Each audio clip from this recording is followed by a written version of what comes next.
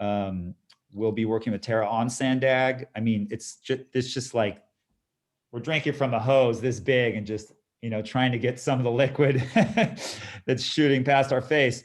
So, you know, I definitely look forward to, I mean, I consider this club, you know, a second home. So it's really, I'm eager to kind of come back from time to time and send a rep here if I can't make it, but just sort of stay in touch with the club. And certainly land use will be a big part. We'll also have we call it PSG, Public Safety Group. That's one of the branches of the county, PSG, and that, you know, we'll be looking for sheriff's reform and issues of how to make our, how to bring equity and effectiveness to our, and community responsiveness to our criminal justice system, our public safety system. And that's not going to be my purview. So that's about all I'm authorized to say on that. But, you know, we have representatives on that. Plus, you know, we can always reach out to Nora and get reps from Nora's office. So yeah, any way that we can help sort of bring information to the club and sort of and foster the relationship between our staff and the Iranian American community, or the Persian community, as I know them, we're eager to do that. Good. All right, very good. So why don't we get started with our monthly meeting here? And just for full disclosure, this meeting is being recorded. So if anyone has any objection, please raise your hand. So I'll just go ahead and get started. By the way, my name is Maz Hadeg, and I am impersonating Shahryar today with his permission. Shahryar unfortunately couldn't be with us today. I've been involved with the club going back to when it was first started. And I'm pleased to see that the club has had probably its best year last year in terms of activity and involvement from participants.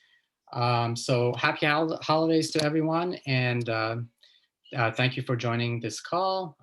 So it will be a little bit of a celebratory meeting, since it's the end of the year and we've all one way or another survived the pandemic, at least 2020, and we haven't finished the pandemic.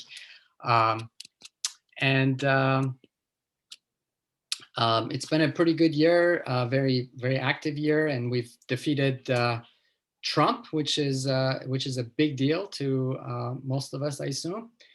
And so today we're going to be talking a little bit about the 2020 San Diego County election results, and some analysis and some policy consequences, and sort of gearing up for 2021 and what we should be looking for and what we could or should be doing in preparation for that. So today we have the great pleasure of having Dr. Cody Pedersen. Am I saying your name correctly? Pedersen? Yeah, Pedersen, that's right. Thank you. Very good. So Dr. Cody Pedersen was born, raised, and now raising a family in La Jolla, California. He holds a PhD in anthropology from UCSD, where he studied municipal politics, land reform, and ethnic conflict in Peru's Southern Highlands. He's a senior environmental advisor to incoming County Supervisor Tara Lawson-Remer, and currently serves as Assembly Speaker Anthony Rendon's appointee to the San Diego River Conservancy. He is the director of the Resource Conservation District of Greater San Diego and a trustee of the La Jolla Town Council. He is also president of the San Diego County Democrat for Environmental Action and sits in the executive committee of Sierra Club San Diego. His work is dedicated to protecting and preserving our natural world, confronting the climate emergency, and fostering equity and equality. Cody, thank you for joining us, and the floor is yours. Thank you. Thank you for that introduction. I may have at some point in the past had a share in authoring that introduction, but it's it's more impressive than I had any right to. So I'm embarrassed if I had a role in authoring it. So let me just say, it's really a pleasure to be with the club again. I think we met right before the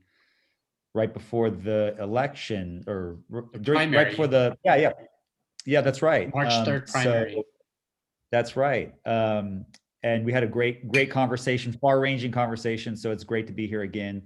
And I look forward to this sort of being a conversation and not just like me droning on here. I don't have any PowerPoints or anything. I mean, I can bring up things, various documents, but we'll just sort of talk about some of the election results, I think. And then I'll do a little bit of sort of a meta-analysis on what it all means and what I think is happening. And then we'll sort of open it up to questions and discussion from the floor. So by and large, we had a very good, although 2020 has been a terrible year, the San Diego County Democratic Party had a very, very good year in general. We really had, I guess I'll just take a real quick look over some of the results countywide and sort of characterize some of those results. At the assembly level, we held on to the wins we had won in 2018, which is good. We won like the 76. Tosh was able to hold on to a seat in the 76th, and that was great. We weren't able to unseat Vopel or Waldron. And I think that those really fall into those assembly seats. Sorry, that's the 71st Assembly and Vopel, and then the 75th Assembly District. What we see is basically a pattern. And I think this is characteristic of the overall, I think there's an overall, it's like some sort of asymmetry that's developing in the party system in the US, which is, it's not a cleavage. It's like it's a misalignment in some ways, where we get in these like huge coastal blue supermajorities, and then these huge impenetrable red wall. I mean, there's some sort of misalignment, and we could probably hypothesize about that and talk about that a little more, but you're definitely seeing it here too. It's playing out at the regional level as well as the national level. So you have seats like the 75th in Northeast San Diego and the 71st in East San Diego that are like, the 75th is kind of a transition because it kind of has some transition. So it's like I think that was a 6-point spread. But even though we had a very good candidate in the 71st, Liz Levertu had deep roots, very community-rooted candidate, attractive, intelligent, thoughtful, and ran a great campaign. It's still a 19-point spread there, which indicates that there's something, and their candidate's terrible. Vopel's just god-awful. And you still had a 19-point spread. So that's pretty impenetrable. And that's what you'll see too. I mean, if we look at the other similar, along the coast in our urban areas, we had just huge sweeps, Democratic sweeps. Basically, City of San Diego's 8-1. It could potentially be 9-0 in 2022, and then that's true. That goes out to La Mesa. We had a Dem sweep. Encinitas, we had a Dem sweep. National City. Lemon Grove, there's an MPP in there, but it's pretty Dem. So our coast and our core, urban core, are like just solid blue. And it really just transitions out from there. You have, North Coast has some splits there. We had splits in Oceanside or splits in Carlsbad. Teresa Costa had a great win in a frankly very conservative sort of new money coastal, affluent coastal community. So that was a great win for Teresa Costa, and she's a very good candidate for that district. But then we lost to Blackburn, and so Carlsbad was a bit of a split, which we've come to expect in those transition areas out from the urban core. Vista was a split. Joe Green was able to hold on to a seat, but Katie Melendez had a very strong showing. So Imperial Beach, unfortunately, one of our hometown favorites and endorsed candidates, EnviroDems, Mark West, lost narrowly in Imperial Beach to a Republican endorsed candidate. So we had a split. San Marcos, similar, we're getting out. Vista's a split, and then you get out to San Marcos, and it's a red sweep. Unfortunately, our friend Alan Gerasi wasn't able to triumph out there. That was basically all Republican. Escondido, unfortunately, had a Republican sweep out in Escondido this cycle. And Poway, same thing, Republican, solid. Santee, solid, even though Sam Hurst ran a great, very close race. I don't know what it, Tommy, do you remember what it came down to? Like 6 votes or something? I mean, crazy close. Yeah, it wound up being 5 votes, and the party actually went forward with paying for a recall effort, which only lasted a day when it really was clear that Sam wouldn't be able to make up the difference. But yeah, it was impressive that she got that close. She did very well, and we did well in the initiatives out there. So there's some hope for the future in Santee, but again, El Cajon, same Republican sweep in El Cajon. So, that's really what's happening now. You have an coastal urban block that's going huge Dem, super majorities, and then you transition out to an area, but it's a very spatial way of organizing politics, which is interesting and characteristic of this era we find ourselves in the party system. So part of the first question then is to ask, I think, what does this mean for the party? I mean, this club is an affiliate of the party, and this has some consequences. I mean, we have all the constitutional officers in the state. We have supermajorities in the state Senate. We have the supermajority in the assembly. So, one of the things that's happening with these supermajorities is your interest groups are starting to recognize that there's just no point in putting money into Republican candidates. So you're having them start to play a much stronger role, unfortunately, from my opinion, but they're playing a much more active role in our primary process and in our Dem-on-Dem races. And we saw that in some city council races in San Diego. So to go down, to focus more on that level the level in San Diego, District 1 was a Dem-on-Dem race between Will Moore and Joe LaCava. And Joe, both good Democrats, have done a lot for the Democratic Party over the years, both of them. Joe won pretty big, I think 16 points, something around there, which was surprising to some because the BIA and Building Industry Association, Chamber of Commerce, had put a lot of money into negative attacks on Joe. And, he has 30 years of community roots and boards and commissions or 20 years. And so, he clearly those roots were fundamental in getting him across the line.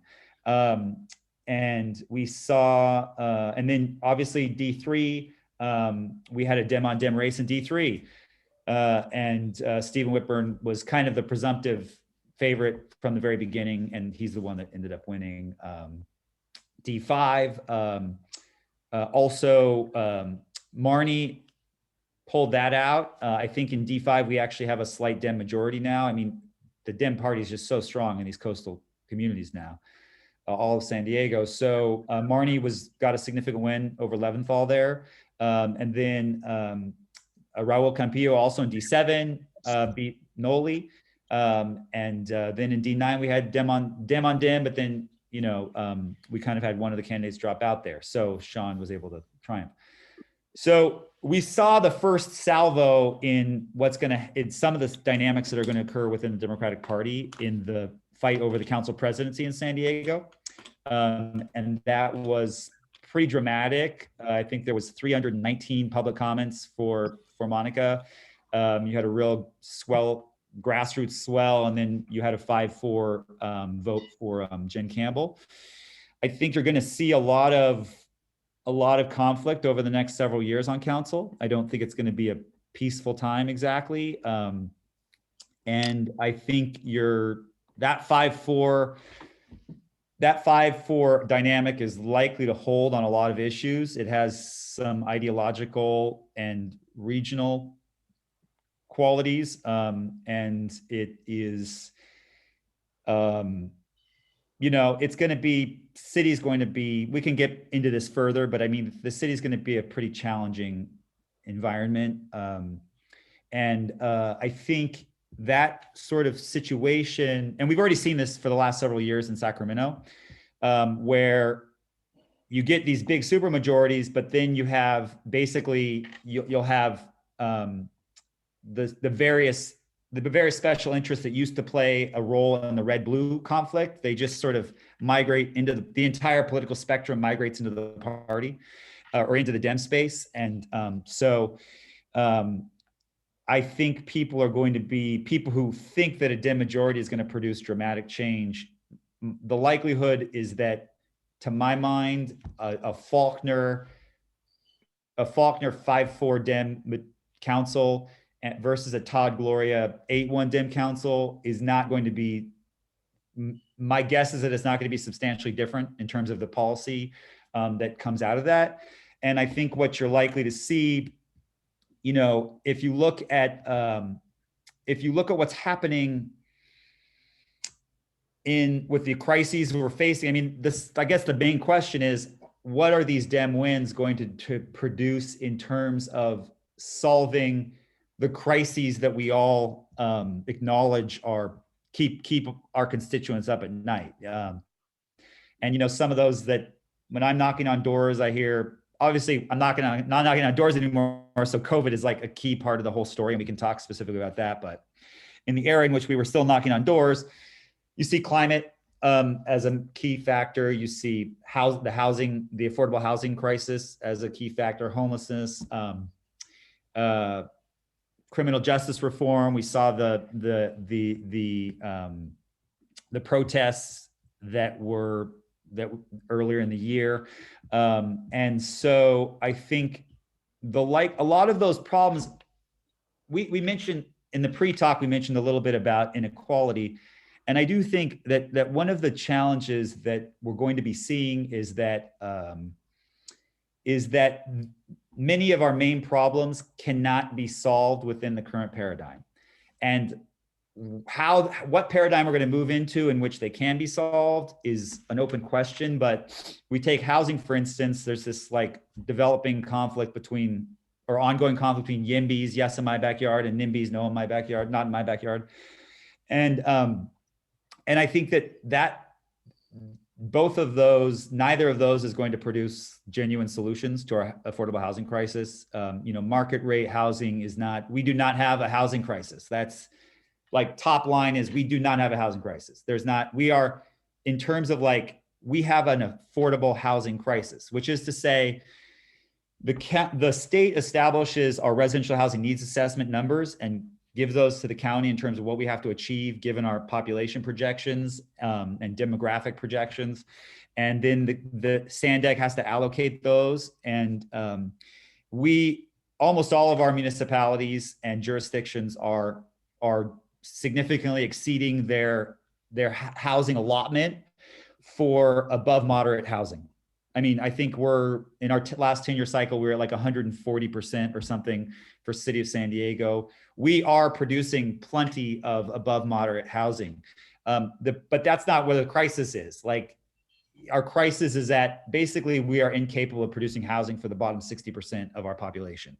And no amount of supply of luxury housing is going to in any way alleviate that, because the reality is the moment that you produce adequate supply to start meeting the demand and your price then starts to decline, producers will not produce into a glut. They just won't. So if they started to see a meaningful decline in housing prices, they would stop producing housing long before they produce housing that was affordable to working people. So within the paradigm, you cannot produce housing. You could streamline, you could work with fees, you could do some reform of Prop 13 so that you could start actually reducing fees without reducing you could reform commercial Prop 13 so that you could actually, because what's happening is we've increased fees to offset the losses from Prop 13. So so you could actually reform Prop 13 and take in more fees from on the commercial side from corporations that are avoiding property taxes by essentially never selling their properties. You could take in more Prop 13 property tax revenue and thereby reduce your fees.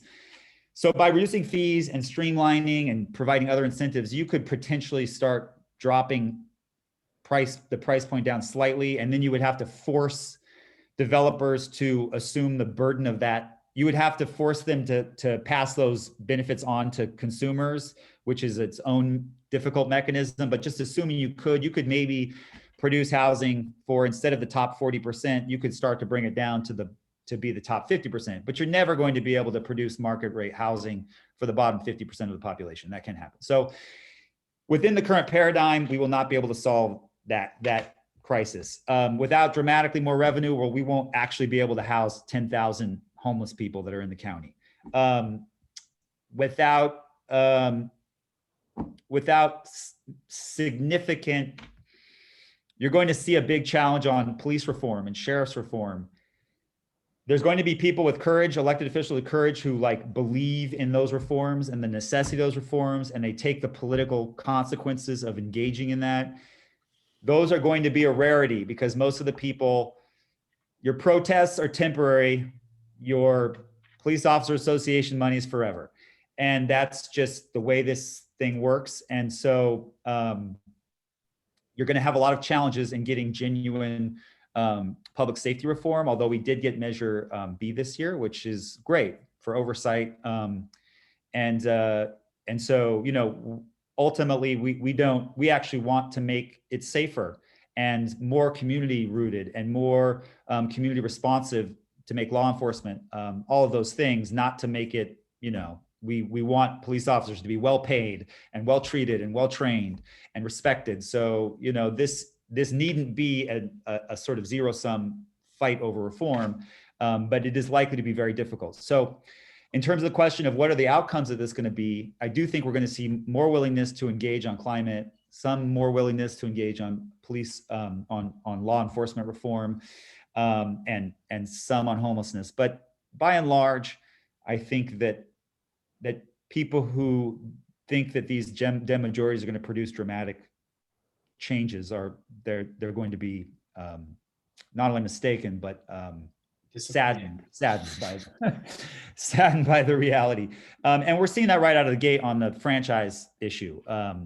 The mayor basically asked the council to consider it like a weekend in a special meeting, to consider Faulkner's, the responsive bids, or as it were, the unresponsive bid to Faulkner's invitation to bid on the franchise agreement.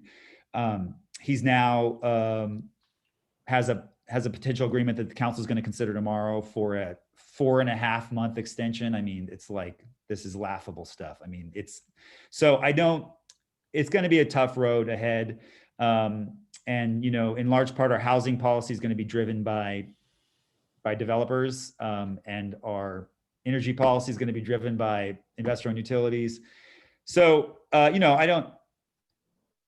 that's a sad thing, unfortunate thing, but let me move to the good news from my perspective as the county.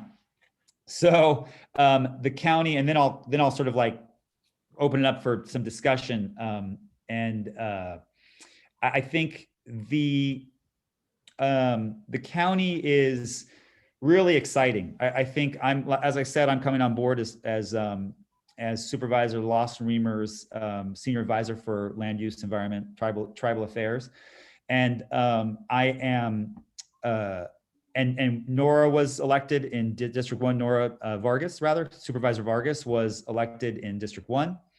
And she has a really amazing community-rooted career and resume, and she is clearly really excited about change. And one of the things that, right away in our initial meetings, it's clear that the county is, in certain ways, the land that time forgot. I mean, they've got a lot of policies and procedures that are just wow, you guys still do that. So I think we're likely to get really substantial, dramatic change on climate action, on I don't want to signal too much, but we're likely to get some really dramatic action very quickly. Next month, we will be right out of the gate have some resolutions on the climate action plan, and on the supplemental environmental impact report associated with the climate action plan. And we'll be trying to work on stormwater and on sandag issues, on transit, transportation, reducing vehicle miles traveled. And really one of our focuses, certainly in Supervisor Lossinger's office, is going to be integrating the sandag, which is the sort of regional planning body, and the county and the municipalities, because we really believe that, you know, especially for climate action, that regional integration is totally fundamental. And that's especially important to the county, because the county, in terms of land use, really only has purview over the unincorporated, and a big contribution of the unincorporated to confronting climate change or the climate emergency, is limiting its build out. That's just the reality. And Hassan Akrad has done a lot in terms of on the allocation for the residential housing needs assessment, shifting those allocations to our urban core, where you can have transit supportive, affordable, mid and high rise density that is both makes our cities more livable and allows us to do mode shift on transportation, shift people away from cars and into bicycles and mass transit and walking. So I think, but it doesn't, you have to really think regionally in order to figure out what the unincorporated's role is, because otherwise it's really the sound of one hand clapping. So that'll maybe will serve as sort of an introduction to what's happening at the regional level. I guess we can maybe open it up for some questions and some conversation. Thank you very much, Cody. It's actually a great reminder of how many things happen at the local level. It's just there's just so much ground to cover. I know, Maury, you had a couple of questions. I'd love to start with your questions. If you want to go ahead and maybe ask them yourself.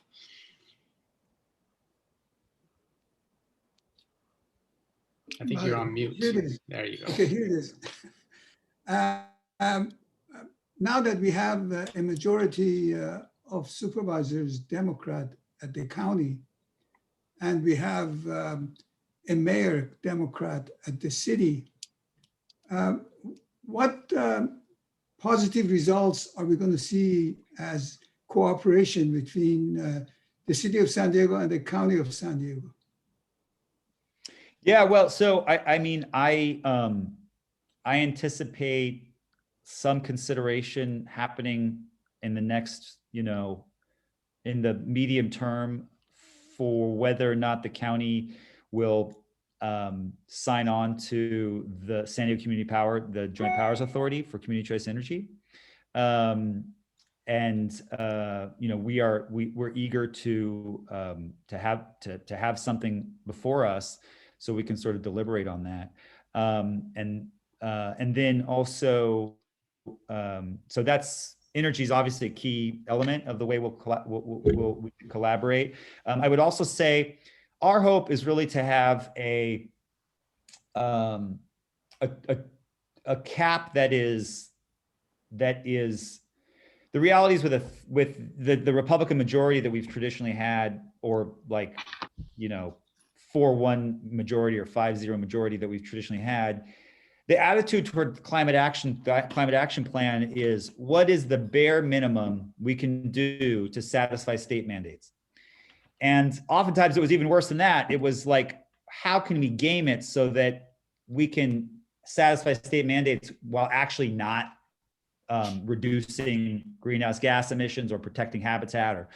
And so, what we're excited to do is shift from a paradigm in which you're trying to do the bare minimum to a paradigm in which you're asking, what is the maximum? I mean, how close to the sun can we fly before our wings melt?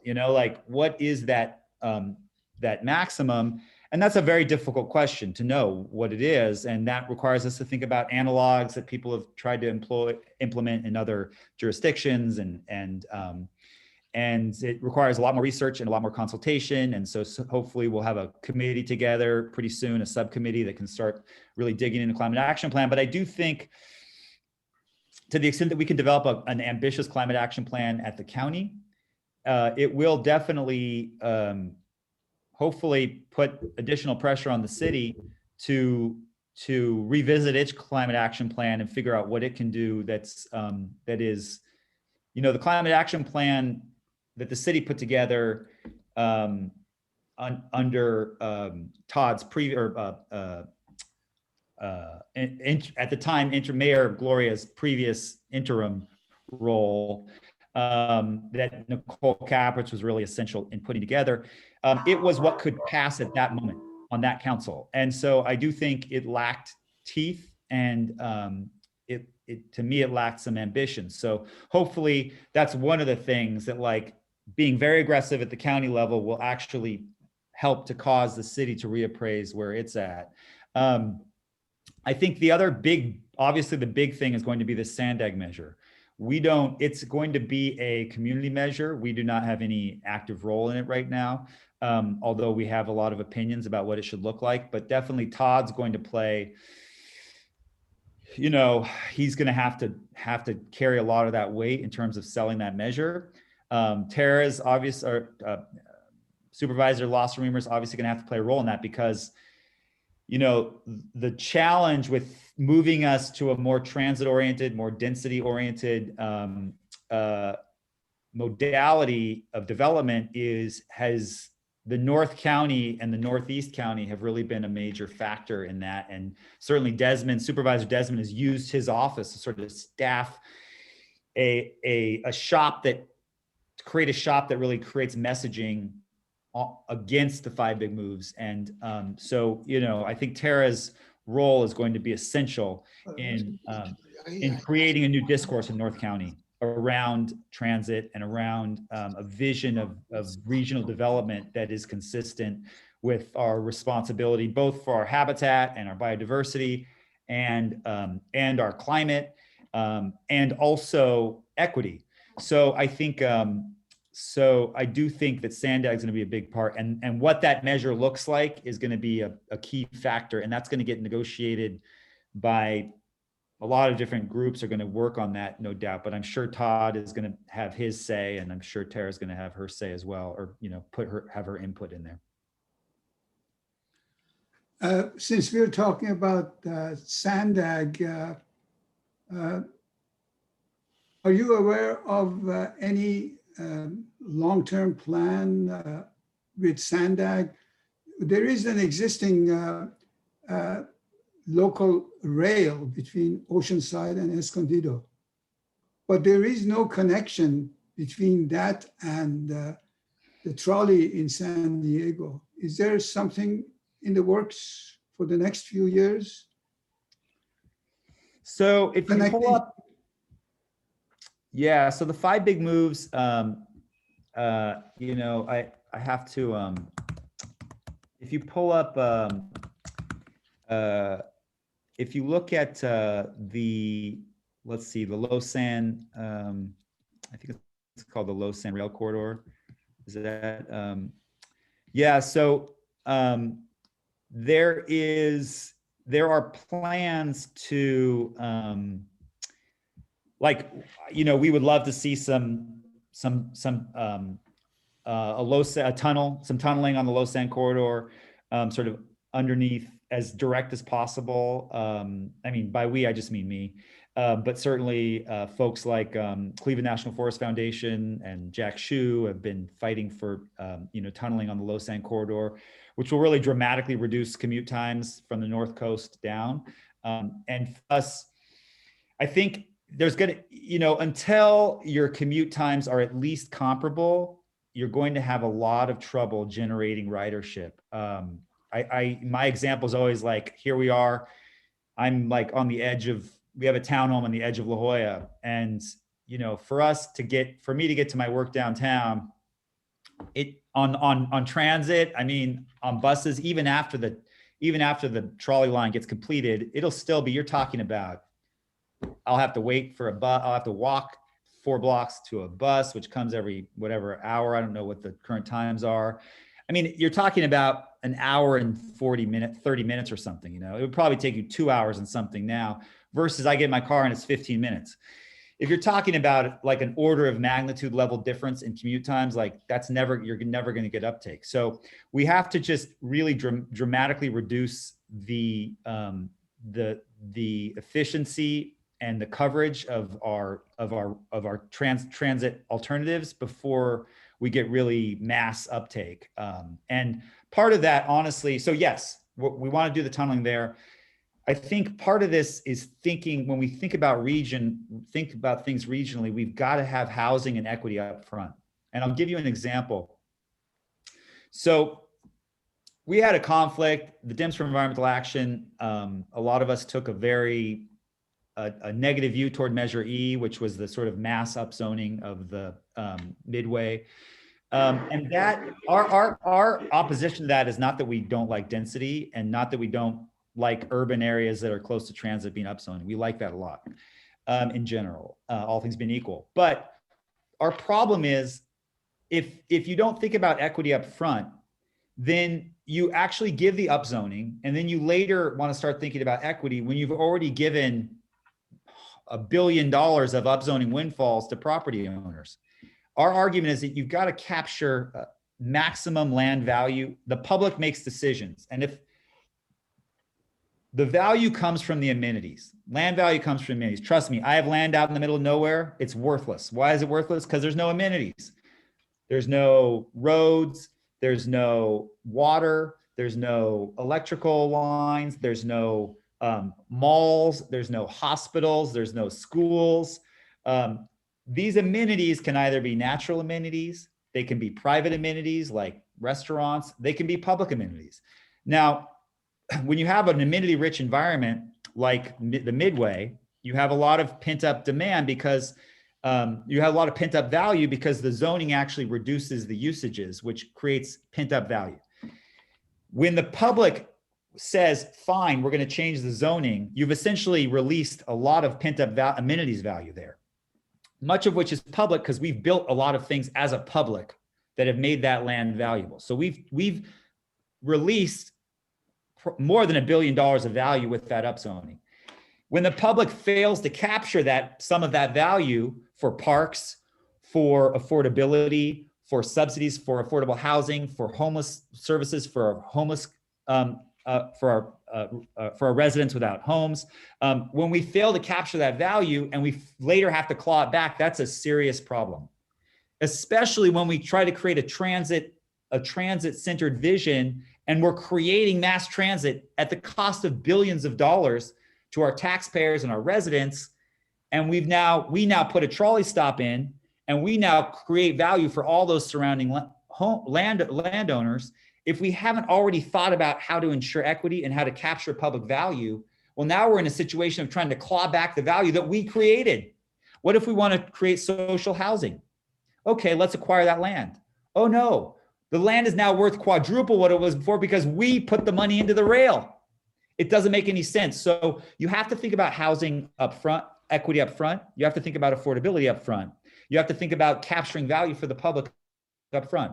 Furthermore, there are a lot of climate action wins that we can achieve just by using zoning and other incentive mechanisms to create. A lot of times we talk about housing, but imagine if, in addition to putting affordable housing, there is a dynamic in San Diego County that is very pronounced.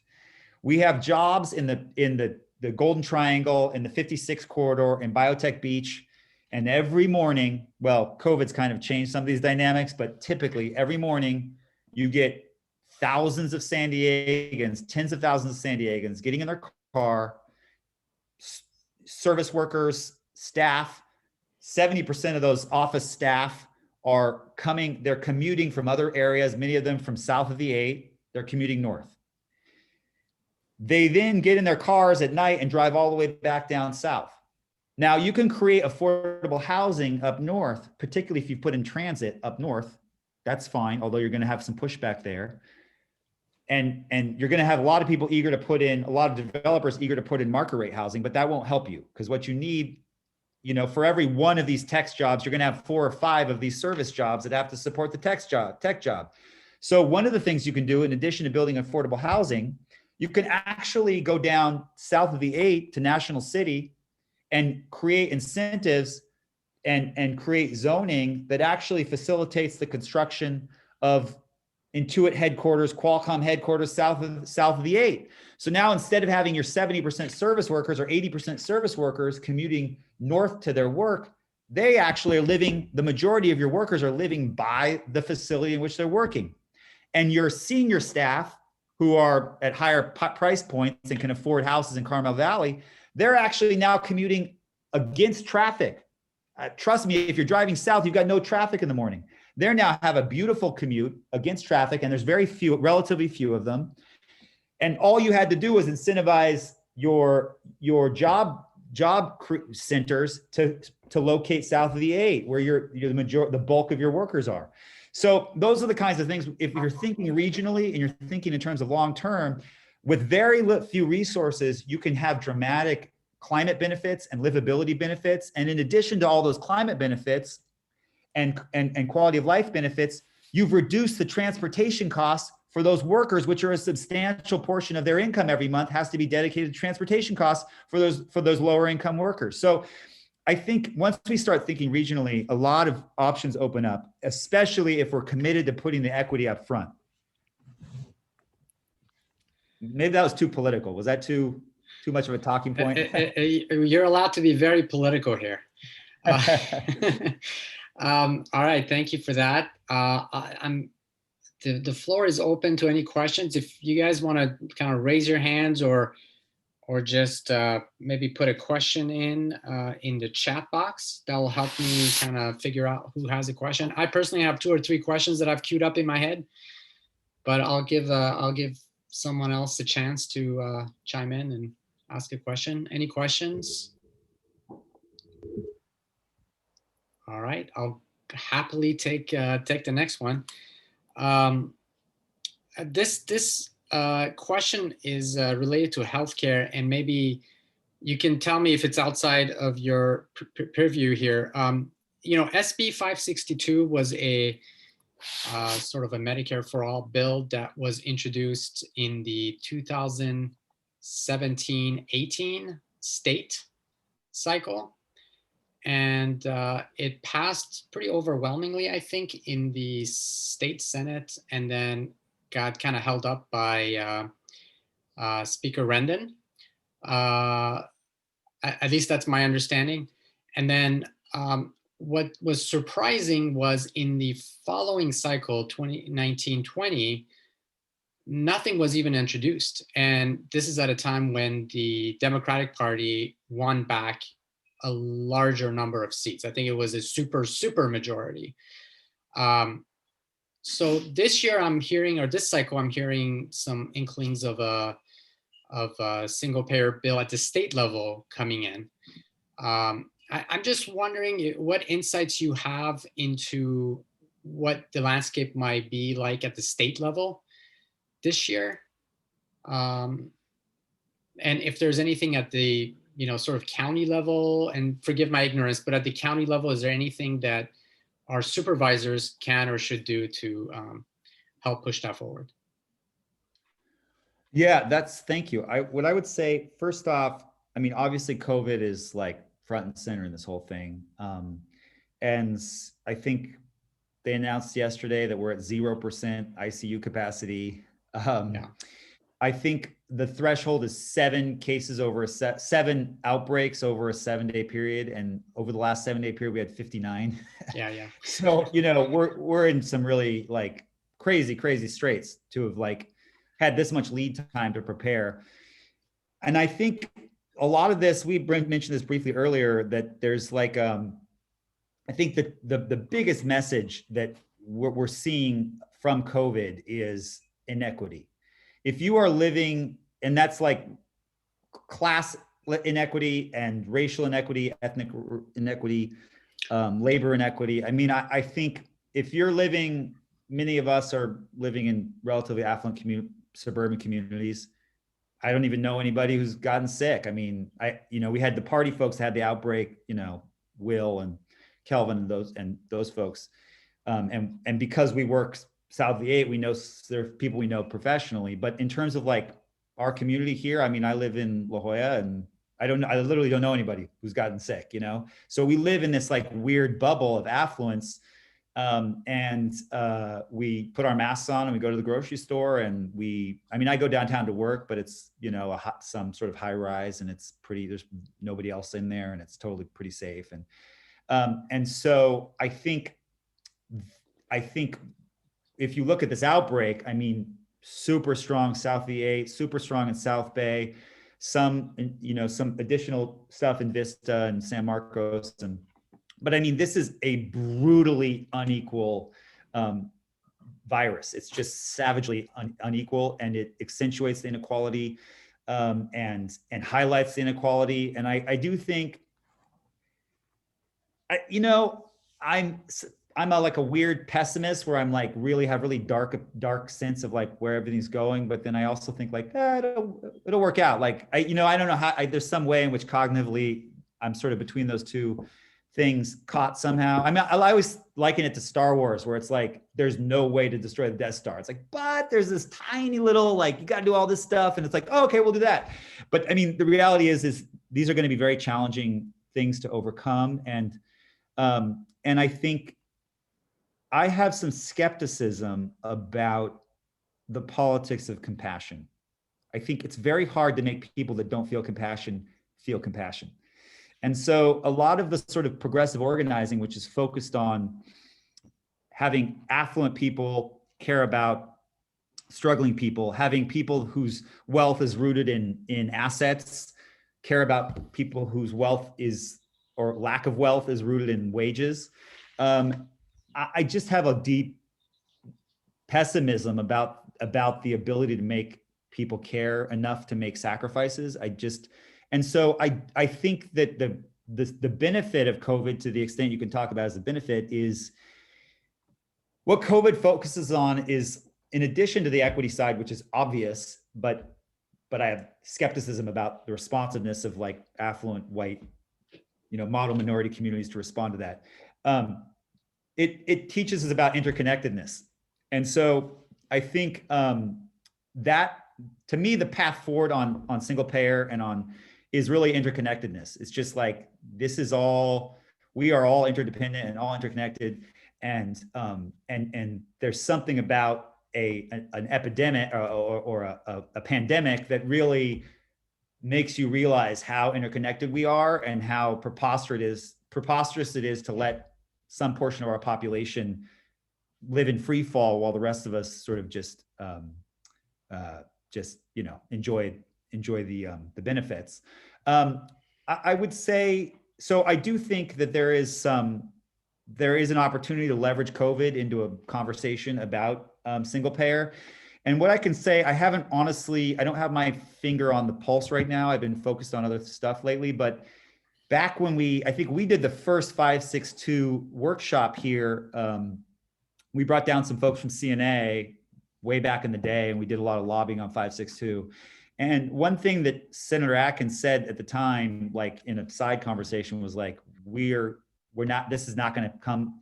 So what happened a little bit with De Leon is, yeah, it passed the Senate under De Leon, but De Leon sort of sent it half cooked he kind of threw some rips. I love Kevin, but it was a savvy thing he did, where he passed it very quickly without the finance component to Rendon. And then Rendon was put in a position of having to sort of, quote, protect his caucus from having to take a tough vote on a thing that was like, had a lot of moving parts and people were spooked out about. So I do think, had it come to Rendon first, and Rendon thrown it like that to De Leon, I think De Leon also would have had a challenge getting a final thing through the Senate. It was kind of what Tony said at the time, Senator Atkins said at the time is, look, it's not going to happen this year, but before my term as pro tem is up, Gavin and I have already talked, and we will pass single payer for California. I don't think she denies saying that. She's you know, she's good for her word. She's going to try to do that. So I believe they'll try to get something through. And their argument was always that, like, without the waivers from the federal level, there's no point in doing this. And so presumably Biden will give us the waivers if we do it. So I do think that there's an opening, and I think that you'll see a new wave of organizing. I haven't talked to Max Cotterill and the CNA folks, but presumably they will. There'll be a little less enthusiasm probably, just because I think CNA has different leadership now that is sort of a little more focused on their bread and butter contract stuff and a little less focused on the sort of, you know, visionary progressive stuff, but they're still committed. And they still have some staff that's committed full time to that. And I don't know if Skolnick is still part of that, and I don't know what's going on. So I'll check in on that and get back to you. Sure. Yes, yeah, but yeah. Okay, thank you. We have about 4 minutes here. If anyone wants to ask, I think I see Amira has her hand raised. Yeah, we can't hear you. You want to unmute, Amira? You're still muted. There you go. There she is. There we go. Yeah, we can hear you I now. was clicking on the microphone, but there's a little unmute on top.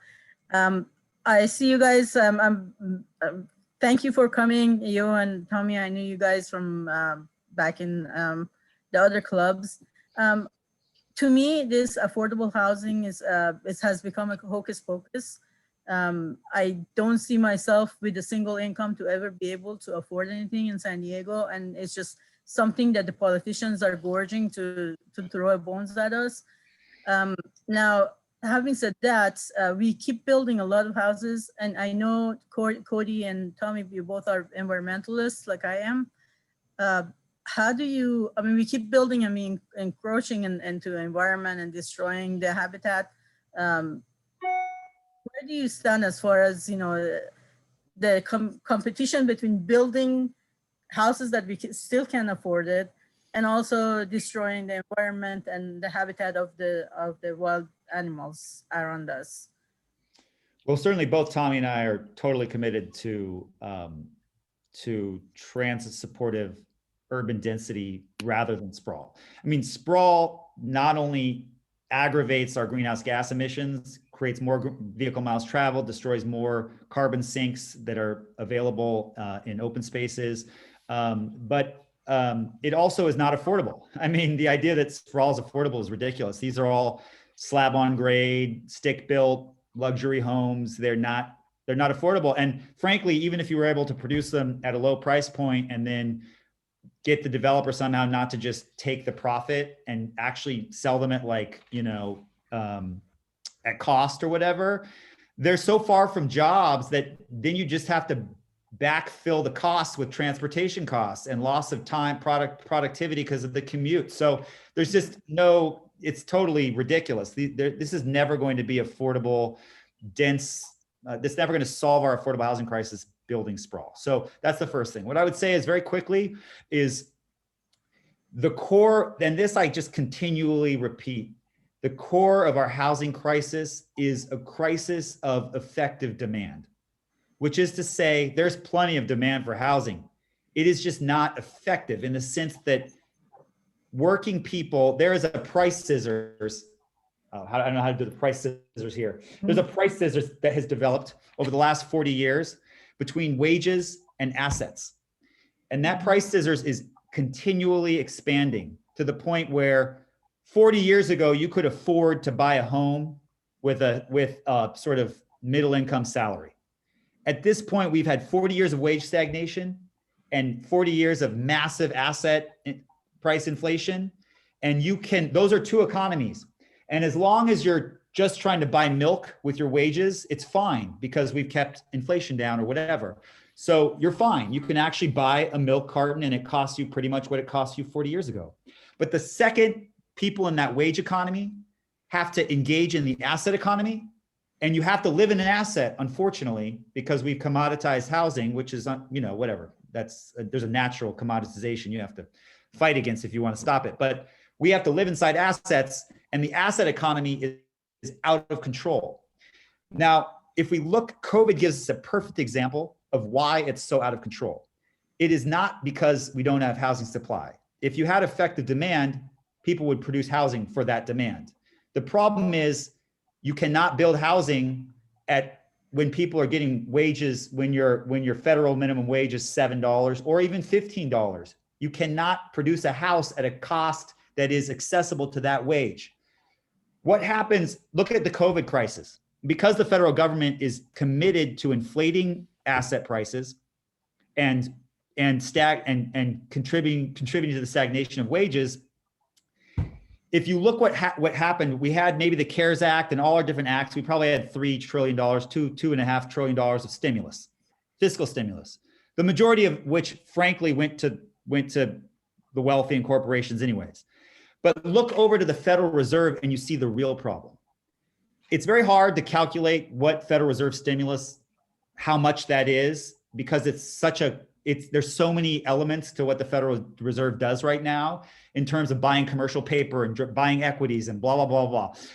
But you have a situation like in the previous crisis where the Federal Reserve balance sheet, which is money, which is assets the Federal Reserve bought. And the Federal Reserve is a central bank. It buys financial assets. It doesn't buy hard assets or real estate assets. It buys financial assets. So in order to participate, you really have to have financial assets, or else the Federal Reserve is only indirectly affecting you. What it does is it added $4 trillion to its balance sheet, mostly by buying equities and securities. Unfortunately, that is a dramatic underestimate of how much the Federal Reserve put in. That's what remained on its balance sheet, in the sense that if I give you a loan for $100,000 and you pay it back, I can now say there's $0 on my balance sheet, but I gave you $100,000. So if you look, instead of what's left on the balance sheet, you look at what the Federal Reserve put out and received back. During the financial crisis, during those 3 or 4 years, the Federal Reserve put out almost $30 trillion. Now it got back most of it because it was giving loans and receiving loans. And what remained was $4 trillion.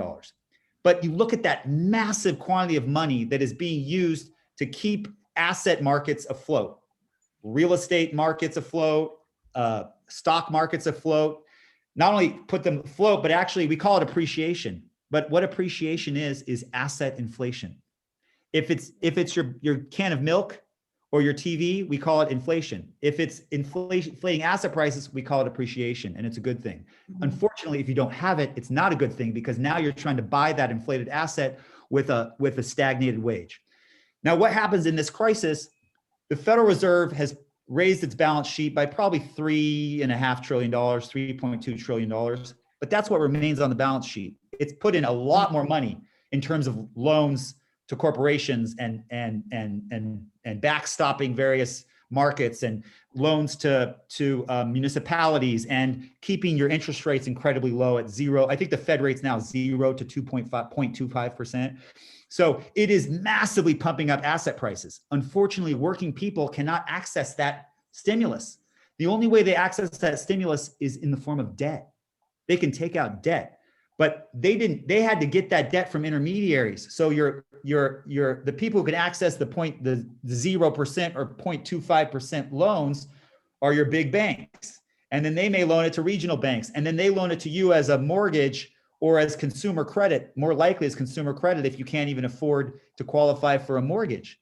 So you can see the vast majority of Federal Reserve stimulus goes to people with assets, and the vast majority of our assets, 56% of all stock value is owned by the 1%. 88% is owned by the top 10%, which leaves 12% that's owned by the bottom 90%. So when the Federal Reserve is pumping up stock values, it's pumping up the stock values of the 1% and the 10%. So what we're seeing and what's happening is COVID, the financial crisis accentuated that. The COVID crisis is going to accentuate that. And until we deal with that fundamental problem deep in the core of our economy, you can do everything you want and all this minor sectoral changes. If working people are making $10 an hour, and their wages are stagnating for decades at a time, and assets are rising at 7 to 10% a year, there is no possible way you're going to solve this crisis. We can try to have social housing, we can do low-income housing tax credits, all this stuff. Until you start attacking this problem at its roots rather than its branches, we're never going to solve it. Sorry, that was. I have another thing. I know we're running over time. But so as far as San Diego is concerned, is our solution, for me, the solution is not to vote for any more affordable housing, because technically, and you're talking, you also talked about assets. I'm talking about not rent. My rent goes up every year by 7%, 5 to 7%, but my income does not. So it's not just because you have to, because your income is a wage, your income's a wage, but you're having to pay your rent because you have to live inside an asset, unfortunately. That's where the problem emerges.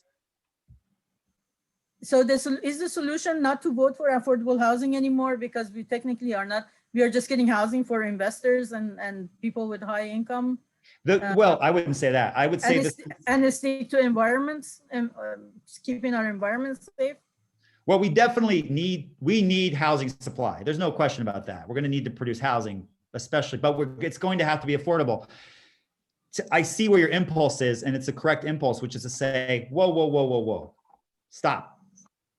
You have a project which has no affordable or 10% affordable, but we're not producing housing for the bottom 60%. So your dumb 10% inclusionary housing is a joke. All it is, and you're just going to cross subsidize it. So here's the problem with inclusionary. Inclusionary, really what's happening is you're just cross subsidizing your 10% affordable by charging a little bit more for your market rate. That can never be a solution on a large scale. It's just never going to be the solution. So in a sense, I respect what you're saying. We are going to have to produce housing because we have natural population growth. In addition, it's not bad to house people in San Diego if we have housing that is sustainable, that is reducing vehicle miles travel, that is generating mode shift, that is affordable. So I do think we are not within the current paradigm. There is not a path to having significant affordable. We're going to have a conversation as San Diegans. We're going to have a conversation about how we generate revenue. We're going to have a conversation about how we create forms of housing that is decommodified, that's social housing. And that is going to take investment from the public. Most likely it's going to take help from the feds. It's going to take some form of what we call modern monetary theory, where you use your Federal Reserve, which is your central bank, to actually help finance non-commodity or social housing for people. We're going to have solutions that are outside of the box, because what you're responding to in saying we should stop what we're doing is the current paradigm it's false. And what it is, and it's not just in housing, it's in homelessness and all these things. But the last thing I'll say is the current paradigm is this perverse agreement between voters and elected officials, which says, the voter essentially says, if you lie to me and tell me you're going to solve this problem, and with this vote, I'm going to solve this problem, and then you turn around and don't make me actually do anything, you don't make me sacrifice anything, you don't affect my taxes, you don't affect what my neighborhood looks like, you don't affect my property values, you keep my assets inflating, and you don't solve it, but you come back and promise me and tell me you're going to do it again, and you can make me feel like I'm making a change, then I'll keep reelecting. Now, that is going to, that little agreement that's been working for a while now, and it's definitely working for Dems, is that agreement's going to break down eventually, because eventually people are going to realize, oh my God, we literally cannot produce housing for the bottom, that's affordable to the bottom 60% of our population. Oh my God, you've been promising them to get rid of homelessness since there were 2,000 homeless people on the streets, and now there's 15,000 homeless people on the streets, and you're still promising. Oh my God, you kept telling me we were going to reduce our greenhouse gas emissions, and we're still at 1990 levels, and you said we were going to get, and it's 2030, and you said we were going to have it by 2035. We've got 5 years left, and we're still at the same level. At a certain point, voters and residents and constituents are going to realize, we're actually going to have to, this is actually an emergency now. So, but to do that, most likely we're going to have to be in a situation in which lots and lots of voters are actually experiencing this as an actual emergency. In the sense, like we talk about a housing emergency, not much of an emergency to me. I mean, I just sort of like, they're downtown. I'm kind of like, well, that's interesting that they're here, they're there. The reality is for most suburban voters, the things we're calling emergencies they're not feeling the emergency. Even COVID, they're not feeling that emergency. And until people feel the emergency that working people are feeling, that mothers of color are feeling when their sons drive off, we do not have a criminal justice emergency for the majority of our suburban voters. And until they feel that emergency, that agreement they have with elected officials, like, oh, tell me I'm solving it. Oh, okay, great, I'll vote for you. 10 years later, no solution. Tell me again. Okay, good, I'll vote for you again. Until they feel the emergency of the perversity of that agreement we've made, it's probably not going to get solved, but fingers crossed. We're going to get you and Tommy elected in the next cycle of elections. Let's start with Tommy. Well, this is what I like about hearing Dr. Cody speak, because he'll give you a dose of truth, and when politicians give you a dose of what you want to hear. So this has been very educational, and I think that's why it's important for voters to be informed and not just take politicians' words at face value. I think we're out of time. I want to thank Dr. Cody for his presentation, and thanks everyone for your time as well. And if there are any final thoughts, anyone who wants to jump in, please do so. Otherwise, I think we'll close it here. We'll close the year here, and Happy New Year, everyone. Thank you. Thank Happy you. New Year. Thank you very much. Thank you. Thank you so much for the Happy New Year, opportunity. everyone. Good Thank to see you. everyone. It's so good to see everyone's face. Likewise. Salam.